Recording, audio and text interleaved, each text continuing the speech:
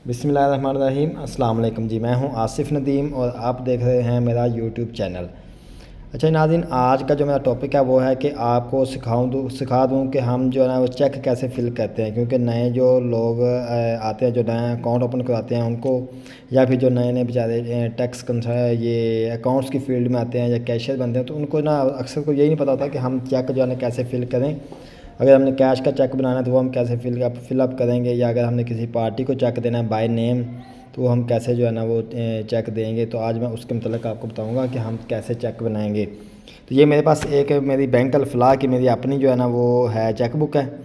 तो इस cheque book को जो है ना वो एक मैं आपको चेक आज बना के दिखाऊँगा कि हम कैसे चेक बनाएँगे। अभी मैं इसको ओपन कर लेता हूँ। ओपन करने के बाद नाज़रीन सबसे पहले मेरे पास इसमें ये देखें, ये एक लाइन नज़र आ रही है, ये वाली, ठीक है। ये ऊपर को लाइन सीधी बिल्कुल जा रही है। ये जो लाइन होती है ना, इसका मतलब होता है कि आपने यहाँ से ये जो चेक करना आपका, इसको आपने यहाँ से लीव को ऐसे थोड़ा सा करना फोल्ड करके आपने इसको जब चेक बना लेना, आपने इसको उखाड़ लेना है। ये इतने सा जो हिस्सा ये वाला ये आपके पास रह जाता है रेफरेंस के लिए, और ये आपने बैंक में ले जाना होता है या अपनी पार्टी को दे देना होता है, ठीक है। अब जैसे ये देखें, ये जो रेफरेंस है इसमें आप क्या करेंगे, इसमें सबसे पहले तो आप लिखते होते हैं डेट, जो भी डेट है, यहाँ पर डेट है। डेट आपने ऐसे लिखनी है कि अगर आपके पास डेट है 6 तारीख आपने लिखनी है, 6 फरवरी 2023 लिख रहे हैं, ठीक है। तो आप इसको यहाँ पे ये नहीं करेंगे कि यहाँ पे पहले वाले हिस्से में 6 लिख देंगे, उसके बाद यहाँ पे खाली छोड़ देंगे और फिर आगे जो है ना 2 लिखेंगे और आगे, ऐसे नहीं लिखना। बल्कि जब आपके पास डेट होगी 1 से लेकर 9 तक, 1 से 9 तक कोई भी डेट होगी, तो उस वक्त आपने यहाँ पर डेट ऐसे लिखनी है कि पहले कॉलम में आपने 0 लिखनी है और अगले कॉलम में आपके पास जो भी डेट है वो लिखनी है। जैसे मेरे पास 6 तारीख है ना, मैंने चेक के ऊपर 6 डेट लिखनी है, तो आप यहाँ पर 0 लिखेंगे और यहाँ पे आप 6 लिखेंगे, ठीक है। और अब देखें इसी तरह मंथ में भी आपने ऐसे करना है कि 1 से लेके, तो आपने जब 9 तक कोई मंथ लिखना है ना, 9वें महीने तक, तो आपने क्या करना है, उससे पहले 0 लिखनी, फिर आपने आगे मंथ लिखना है। इसी जैसे 06 मैंने लिख लिया, अब मैंने फरवरी लिखना है तो 02 लिखूँगा, ठीक है। और आगे फिर जब पूरा साल लिखूँगा 2020 और 3 23 ऐसे। अगर आपने ऐसे कर दिया कि 6 लिख दिया फिर डैश लगा दी, फिर आपने 2 लिख दिया डैश लगा दी, फिर 2023 लिख दिया, तो ये आपका गलत हो जाए, चेक कभी भी बैंक आपका एक्सेप्ट नहीं करेगा, ठीक है। तो ये आपने चीज़ यहाँ पे आपने गौर से देखनी है। जैसे अभी मेरे पास जो डेट है वो मैं अगर अभी सही लिखूँगा तो देखें, इसी तरह अगर आपके पास डेट 10 से ऊपर चली जाती है या 9 से ऊपर चली जाती है, 10 आ जाती है, 11 आ जाती है, फिर आपने जो प्रॉपर डेट है वो लिखनी है। जैसे मेरे पास अभी डेट आती है एग्जांपल 10, ठीक है।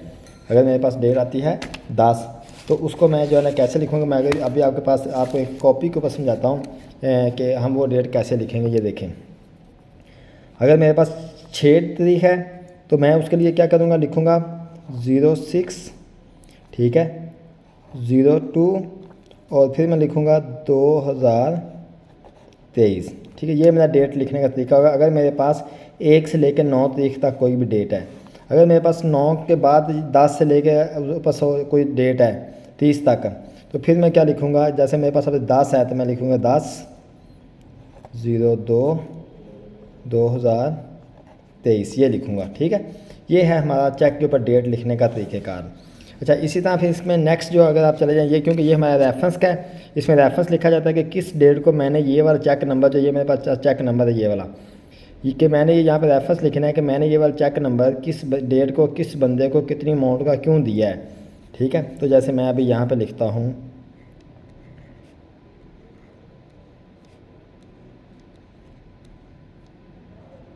ठीक है। तो ये थोड़ी सी मैंने खुली लिख दी, तो ये मैंने लिख ली डेट, ठीक है। यानी कि 16 फरवरी 2023 को मैंने चेक दिया।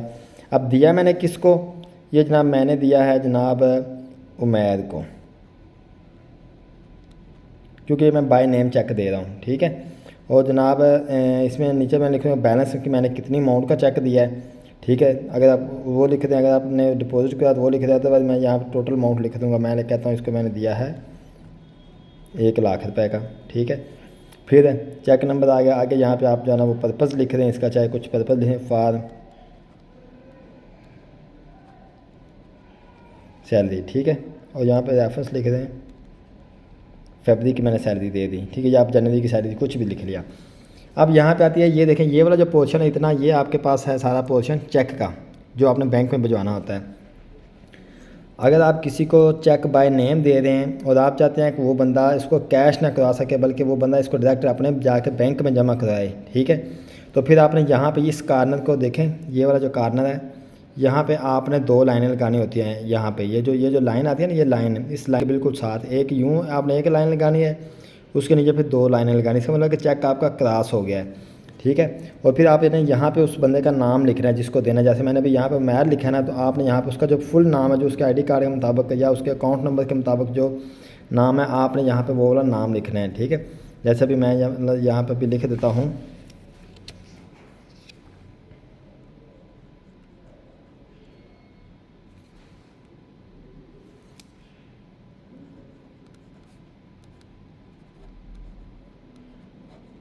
उमैद इकबाल, जैसे मैंने भी नाम लिख दिया।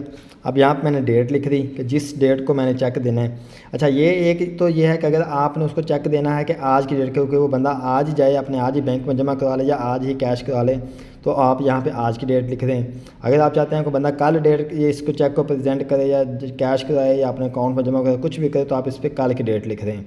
अगर आप 1 हफ़्ते की या 1 महीने के बाद की डेट देना चाहते हैं तो आप इसके वो डेट लिख देंगे। अगर आप 1 साल के बाद की डेट देना चाहते हैं, आप इस पर वो लिख देंगे। जिस डेट को आप चाहते हैं कि आपका के अकाउंट में से पैसे जो है ना निकलें, आप वो डेट यहाँ पे लिख सकते हैं, ठीक है। अदरवाइज़ अब यहाँ पे क्या करना है, यहाँ पे आपने डेट लिख देनी है, ठीक है। जैसे मैं कहता हूँ कि मैं इस बंदे को जो चेक दे रहा हूँ, वो मैं कहता हूँ कि ये बंदा आज 16 तारीख है, तो ये बंदा 20 तारीख को चेक जो है ना जाके तो कैश कराए, तो मैंने देखे 20 तारीख यहाँ पर मैंशन कर दी, ठीक है। अब यहाँ पे आएगी सबसे पहले माउंट लिखते हुए आपने सबसे पहले उसके आगे इक्वल का निशान लाजमी लगाना है, ठीक है। और फिर अभी मैं देखें इसको चेक देता हूँ 2,34,560 रुपये का। जब आपने अमाउंट पूरी लिख ली, अब इसके अमाउंट के एंड पे आपने ये चीज़ भी लाजमी लिखनी है, ये चीज़ आपने साइन लाजमी डालना है, स्लैश डाल के आगे आपने ये लाजमी करना है, ठीक है। इसका मतलब कि इसके आगे और इसके पीछे बाद में कोई बंदा अपनी मर्ज़ी से कोई अमाउंट नहीं लिख सकता, ठीक है। अच्छा, अब आपने इसको यहाँ पे लिखना है रुपीज़ के अंदर, मतलब वर्ड्स के अंदर लिखना है। तो अब इसको आप कैसे लिखेंगे, ये देखें 2 लाख है ना, तो 2 लाख को आप कैसे लिखेंगे, 2 उसको डबल ज़ीरो, यहाँ इसको आप डबल ज़ीरो अगर काउंट करें, 2 के बाद इसको डबल ज़ीरो काउंट, इसको आप 100 काउंट करें, इसको डबल ज़ीरो, तो ये बन गया 100, ठीक। तो हम क्या करेंगे 200, ठीक है। आगे 34 है ना, 34,000 है, 2,34,000 है, तो 34,000, ठीक है। आगे है 500, तो 500,